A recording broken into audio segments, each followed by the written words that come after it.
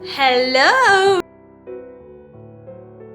On se retrouve aujourd'hui pour un petit vlog lecture, cosy, tranquille, chill, bref, vous avez compris. Là, nous sommes mercredi 7 mai et je commence mon long week-end de 4 jours, le seul que je me prends, parce que sinon en général je travaille les jours fériés, je travaille les vendredis quand il y a des ponts, etc. Mais là, je m'octroie un week-end de 4 jours où je vais lire et je vais beaucoup lire, je l'espère. Là, je vais vous montrer un petit peu mes lectures en cours et mon objectif, ça va être de finir au moins 2 des 3 livres. J'ai commencé hier Blood of Hercules de Jasmine Mas. Donc, il est sorti aussi en français chez la maison d'édition Verso. Il est sorti assez récemment. C'est un harem inversé. Là, j'en suis encore qu'au tout début. J'en suis à peine à une dizaine de pourcents. Donc, ça n'a pas encore vraiment commencé. Mais c'est déjà très prometteur. Ensuite, j'ai commencé aussi la semaine dernière, mais j'ai pas trop avancé ces derniers jours parce que j'étais dans une autre lecture. The Baby Dragon Coffee de A.T. Qureshi, qui actuellement n'existe que en anglais. Je sais pas s'il sera traduit un jour, franchement. C'est une petite romance paranormale, une petite rom-com avec des bébés dragons, etc. J'en suis là aussi au tout début, à un petit peu plus de 10% également, mais ça commence plutôt bien à voir. Donc lui, les deux là que je vous ai montré, j'espère les finir avant la fin du week-end. Et aujourd'hui, je vais commencer tranquillement. Je suis sûre que vous savez totalement ce que c'est.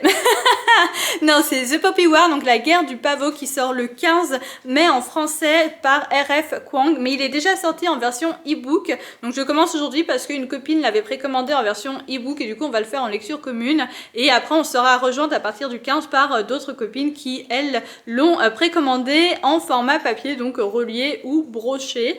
Voilà, donc là pour le moment je vais commencer avec 1 ou 2 chapitres par jour selon la taille des chapitres, mais j'ai cru comprendre qu'ils étaient assez longs.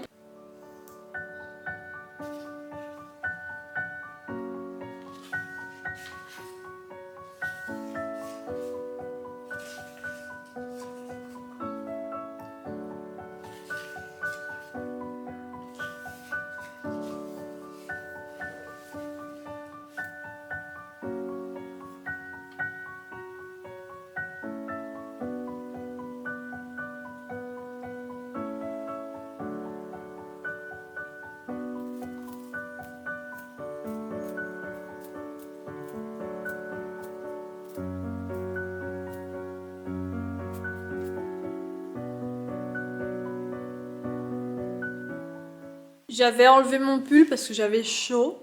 Mais là je viens de finir le chapitre 1 et ça y est, j'ai froid parce que le soleil commence à bien se coucher, enfin tranquillement, hein, mais voilà, il est pratiquement 21h quand même. J'ai lu le premier chapitre du coup de The Poppy War, donc il fait 26 pages, j'ai mis environ 40 minutes.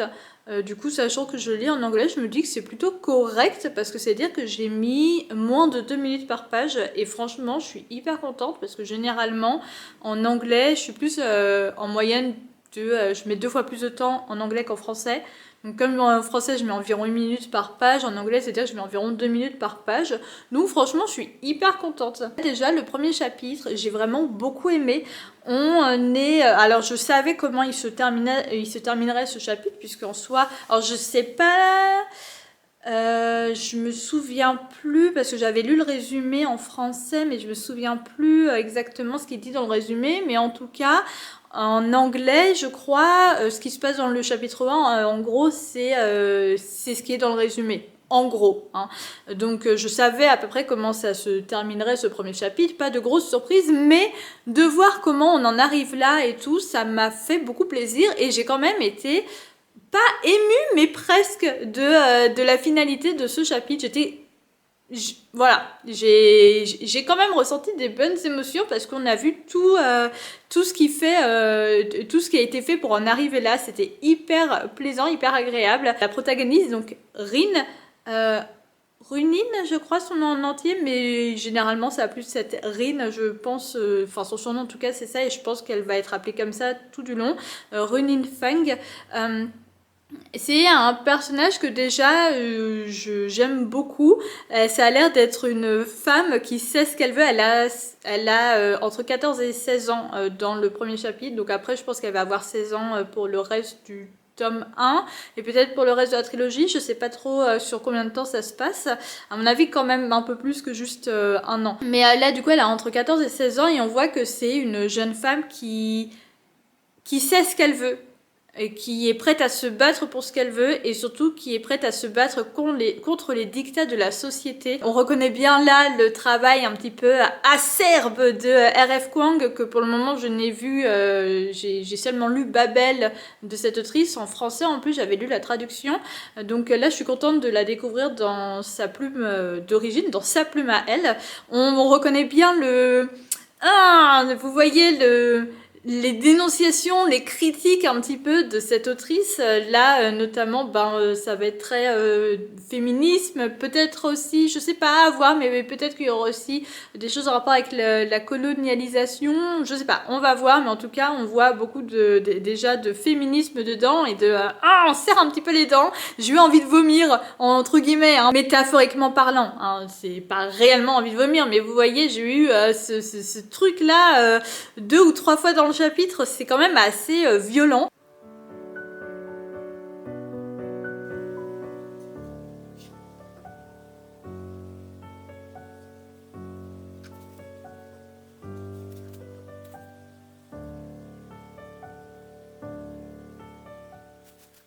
Il est...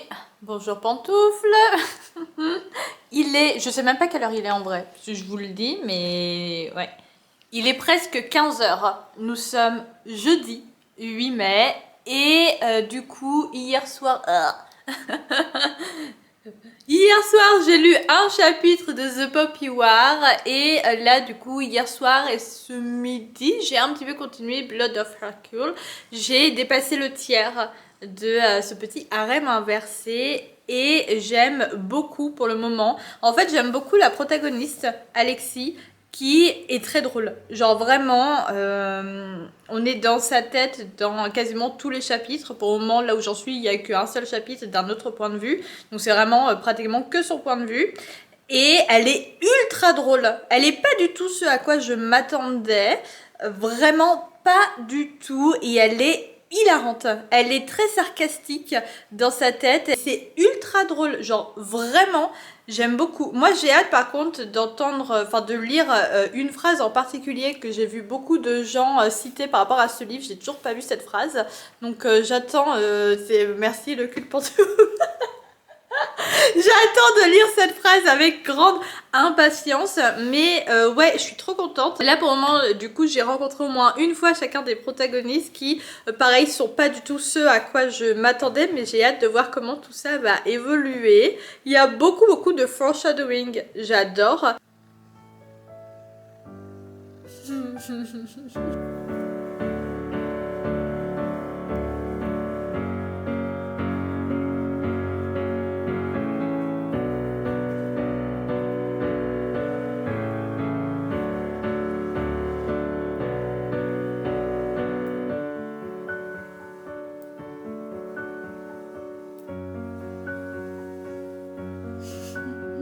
J'ai des poils partout! J'ai des poils partout!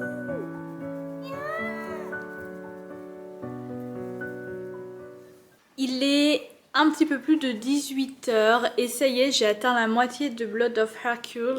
Là, je vais m'arrêter là pour le moment parce que même si c'est férié, j'ai mon cours de théâtre. On verra quand je rentrerai si j'aurai envie de continuer à lire un petit peu ou pas du tout. Comme je finis quand même assez tard, je sais pas, mais en même temps je me dis demain je peux me lever à l'heure que je veux. Ça fait du bien de me dire ça parce que c'est rare quand ça arrive. Du coup peut-être que je traînerai, je sais pas encore. Là du coup je suis arrivée à la moitié. Ça commence à être un petit peu long par moment, dans le sens où on avance dans l'histoire, on avance et tout, mais en même temps c'est un peu trop lent pour certaines choses et la protagoniste commence un petit peu à me taper sur le système. En fait je suis vraiment elle est très drôle, elle est très sarcastique, elle sort des punchlines seulement dans sa tête, mais elle sort des punchlines, c'est incroyable. Mais parfois c'est un peu too much. On est à la limite en fait. Ça n'a pas forcément été très bien dosé. On est à la limite. Donc j'adore. Vraiment, je passe un très très bon moment. Mais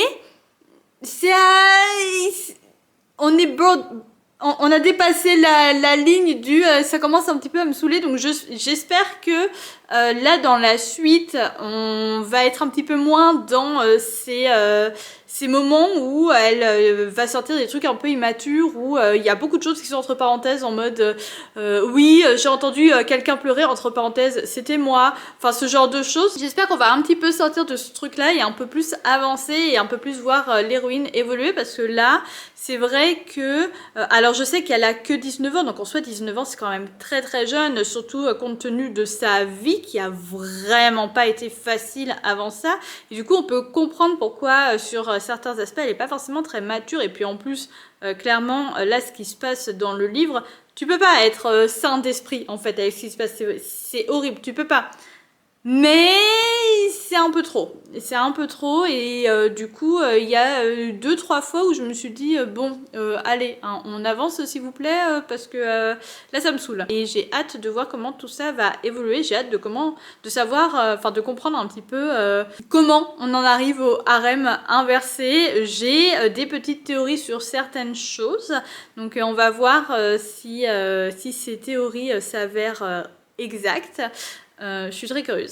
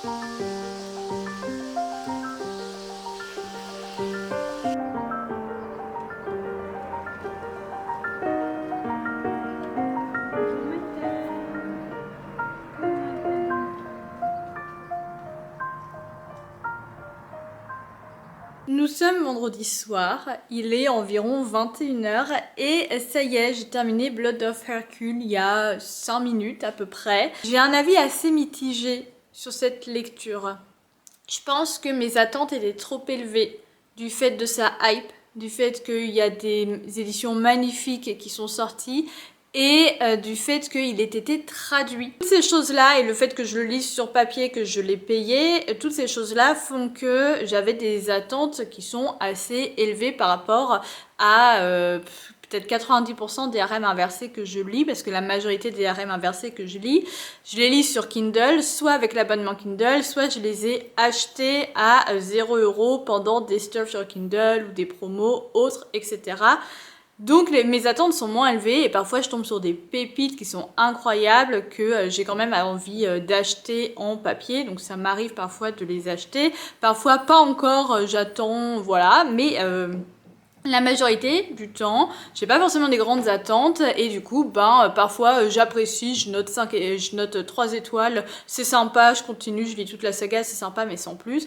Et parfois c'est waouh, c'est trop bien, c'était incroyable.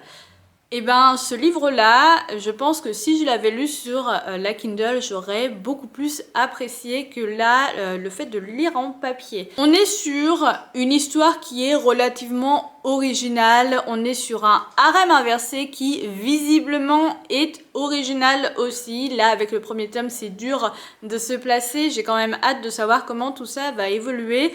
Mais visiblement on n'est pas sur un harem inversé comme on voit la majorité du temps.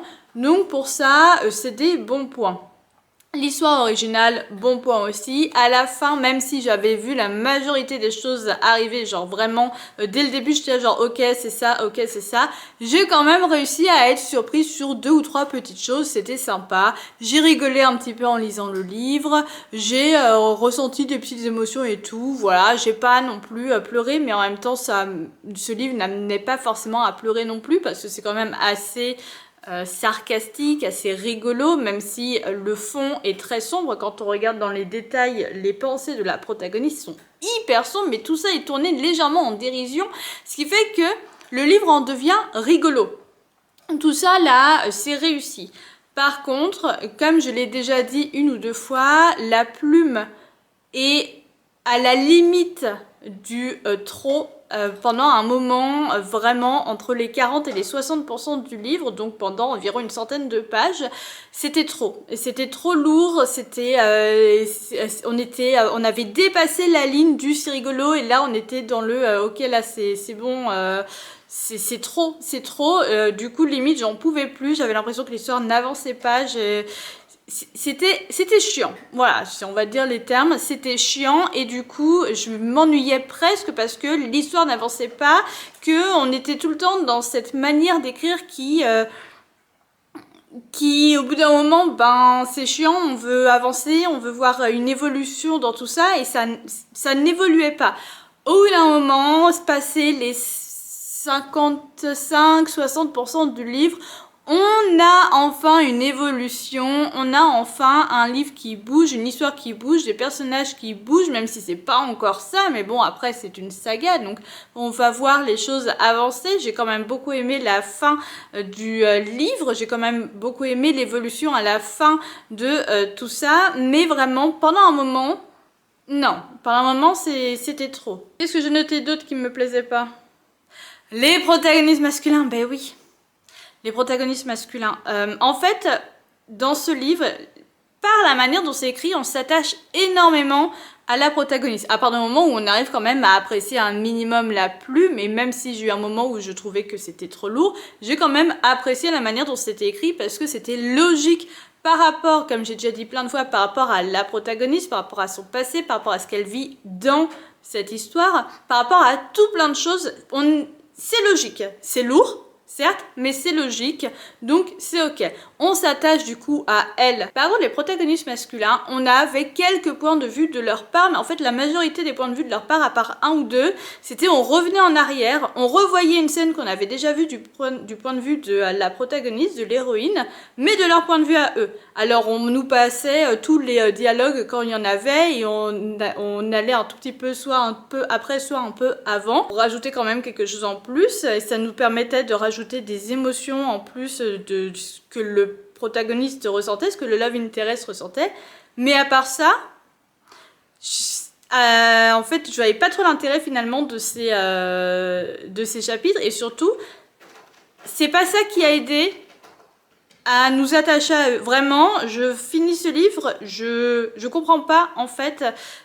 Je comprends en fait comment on arrive à cette fin-là. Je vais pas dire c'est quoi la fin, mais je comprends comment on arrive à cette fin-là parce qu'il y a un aspect logique dedans, parce qu'il y a un aspect de planification, il y a un aspect de plein de choses. Totalement en dehors d'une romance, il y a un aspect logique dedans. Par contre, côté romance, je vois pas. En fait, je comprends pas l'évolution des sentiments des personnages les uns pour les autres. On n'a pas énormément de moments où la protagoniste, donc Alexis, peut avoir une relation qui évolue avec chacun des protagonistes et notamment avec 2 d'entre eux, mais même de toute façon avec les 4. Il y en a 2 un petit peu plus, mais c'est pas non plus ça. On n'a pas trop ces moments où les relations peuvent évoluer et c'est quand même assez dommage parce que du coup on arrive à la fin, il y a des choses qui sont dites, des choses qui sont pensées, des choses qui sont faites et je suis là genre je comprends pas. Je comprends pas pourquoi, parce que c'est pas logique, parce qu'on n'a pas vu ça en fait dans le livre. Alors pourtant il y a de nombreux mois qui passent en fait dans l'intrigue, dans ce premier tome, ça se passe quand même sur 6 mois je crois, quelque chose comme ça. Donc c'est long hein, quand même 6 mois. En 6 mois il peut se passer beaucoup de choses. Alors après je comprends par rapport à ce qui se passe dans le livre, je comprends que l'attache, que l'évolution de sa relation avec 2 des personnages est moins puissante qu'avec 2 autres, et notamment un autre. Mais quand même, c'est pas logique. Et c'est pas logique, et c'est dommage, parce que vraiment, du coup, je comprends pas l'évolution de ces relations, et je comprends pas où ça nous mène. Comment est-ce qu'on va arriver à la fin à un harem inversé? Donc je verrai dans le tome 2 parce que je pense par rapport à comment ça se termine que va y avoir pas mal de choses qui vont bouger. J'espère en tout cas. Et j'espère surtout que l'évolution qu'on a eue de l'héroïne va continuer dans le tome 2 et que du coup ça va permettre à la plume de bouger, parce que même si je comprends la plume, même si à la fin ça allait mieux, que c'était moins lourd, ben je veux quand même que ça évolue. Parce que si ça évolue, en fait, dans ma tête, si la plume évolue, c'est que l'héroïne évolue, parce qu'il y a un aspect logique dans tout ça. Et là, elle a juste l'air, à certains moments, même si c'est normal, elle a juste l'air d'une gamine de 12 ans. On est samedi 10 mai. On est samedi 10 mai. Et là du coup ben je me suis préparée, il est midi passé, midi et demi, peut-être quelque chose comme ça. Attendez, je vais vérifier. Ouais, midi 26, il est midi 26. Et du coup je vais partir d'ici 3/4 d'heure à peu près pour retrouver une copine avec qui on va aller lire dans un petit café. Alors on va aller dans un café qu'on n'a jamais visité ni l'une ni l'autre, un café de matcha. C'est pas forcément mon truc, mais bon je vais tester. J'ai vu qu'ils avaient des boissons vegan, donc je vais tester ça avec elle. Ce sera la surprise, voir si c'est bon ou pas. Du coup là j'ai juste mis un petit trait de liner et un petit peu de mascara. C'est le peu de maquillage que je me mets de temps en temps. J'en mets très rarement du maquillage et quand j'en mets ben c'est que ça. J'ai toujours peur de foirer mon maquillage en plus hein. Parce que ben je suis pas forcément la plus douée pour ça. Un jour j'apprendrai à maquiller bien et je vous ferai des tutos. Pas du tout. Ça y est, je suis rentrée de ma petite après-midi lecture. Finalement, j'ai pas beaucoup filmé encore une fois sur place parce que même si j'avais sorti la caméra qui était juste à côté de moi, je n'ose pas me filmer en train de lire. J'ose pas filmer les choses quand je suis dans un lieu public. C'est encore quelque chose sur lequel je dois travailler, mais clairement, c'est quelque chose de hyper angoissant. J'ai toujours l'impression que les gens vont regarder et vont juger, alors qu'en vrai, je sais, on s'en moque des gens, hein. De toute façon, je ne les reverrai jamais. Mais je suis quelqu'un qui angoisse très facilement en société, quand il y a des groupes de personnes et tout. Et même si j'étais avec mon ami et que je lui avais dit que je vloguais, ben j'ai pas osé. Voilà, j'ai pas osé. Donc j'ai même pas osé filmer la devanture du café dans lequel on est allé. Donc c'était un café à matcha.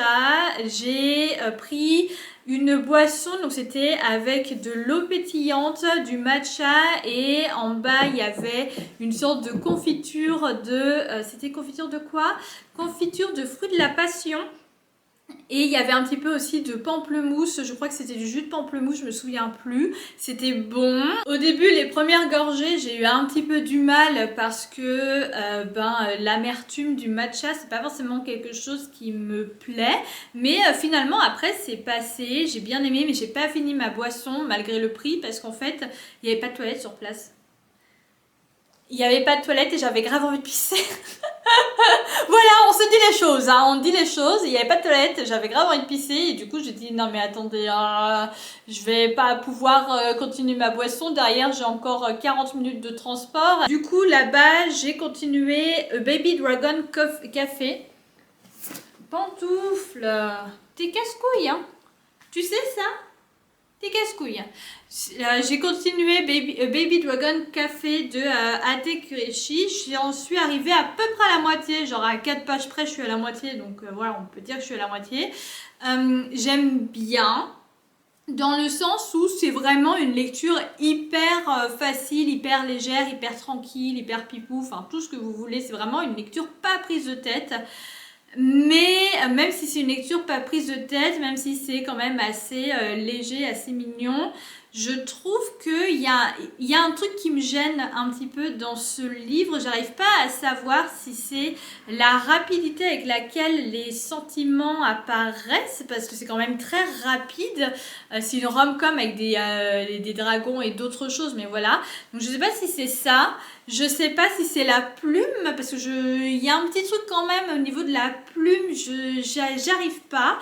L'histoire reste quand même intéressante et je pense que je vais le terminer parce que c'est quelque chose qui se lit assez rapidement. En 3 heures, j'ai quand même lu 100 pages, il me reste 150 pages à lire, donc en vrai, demain, je pourrais le terminer sans problème. Mais voilà, je sais d'ores et déjà que ça va pas être un coup de cœur. Je rigole à des petits moments, ça reste mignon, ça reste sympa, ça reste léger, donc voilà, c'est pour ça que je vais quand même le continuer. Du coup, en rentrant, je suis allée chercher un colis et hier, j'avais reçu un autre colis. Du coup, je les ai déjà ouverts en filmant pour ma vidéo unboxing du mois de mai. Mais pour vous qui regardez ce vlog en avant-première, je vais vous montrer du coup ce que j'ai reçu. Alors déjà, le colis que je suis allée chercher là aujourd'hui en point relais, c'était un colis que j'ai... c'est 2 livres que j'ai achetés à une amie qui les vendait. Elle vendait 3 tomes, mais j'avais déjà le premier, donc je lui ai acheté les 2 suivants. Donc c'est La Guilde des Ombres, le tome 2 et le tome 3 de Anatrice. J'ai lu très récemment, là, le week-end dernier, je crois que je l'ai fini, ou début de semaine, je sais plus, le premier tome, donc Le Dur de Mort. J'ai vraiment beaucoup aimé. Donc là, il me tarde de lire la suite. Je pense que je vais le commencer soit ce soir, soit demain.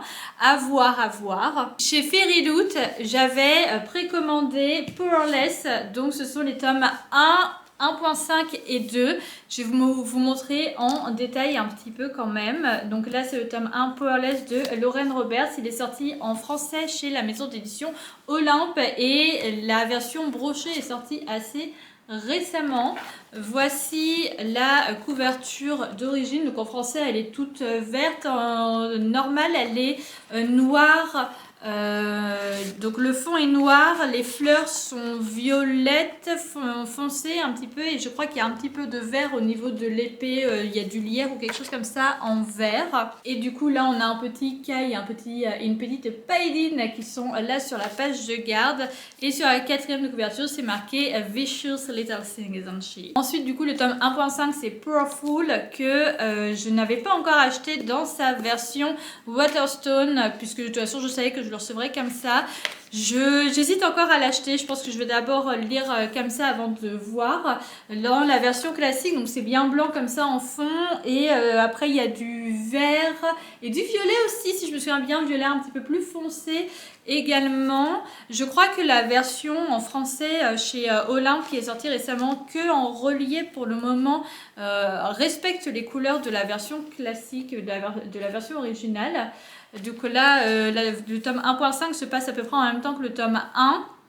Mais avec d'autres personnages, donc avec la meilleure amie de Paidine et un monsieur. Je crois que le monsieur, on le voit aussi dans le tome 1 de d'ailleurs. Et ici, du coup, c'est marqué You make even the stars envious. Et le tome 2, donc Reckless, le tome 3 n'était pas encore dans le set, puisqu'au moment où je l'ai précommandé, c'était quand même fin 2024. Il n'était pas encore sorti, le tome 3, donc je pense qu'ils vont bientôt le faire. Donc là, pareil, le fond, il est noir normalement. Et ensuite, tous les petits détails là en violet. Dans la version originale, ils sont rouges et verts. Et du coup, là, Kai et Paedin. Et sur la 4e de couverture, c'est She is the torture I may not survive. Et voilà les jaspages tous côte à côte. Et j'aime énormément du coup ce set avec les covers comme ça. Je les trouve vraiment magnifiques. Je suis en amour pour ce set.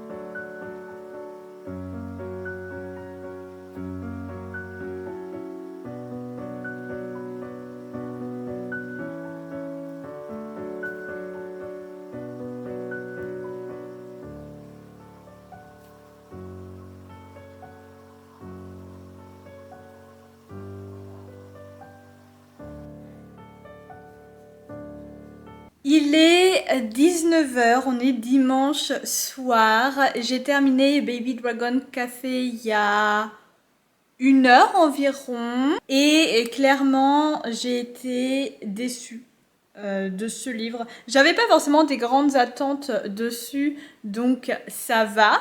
Hein, je m'attendais juste à un roman, une petite rom-com mignonne, douce, rigolote. Et en soi, c'était à peu près ça, mais j'ai pas été transportée, la plume ne m'a pas plu, j'ai pas accroché au personnage.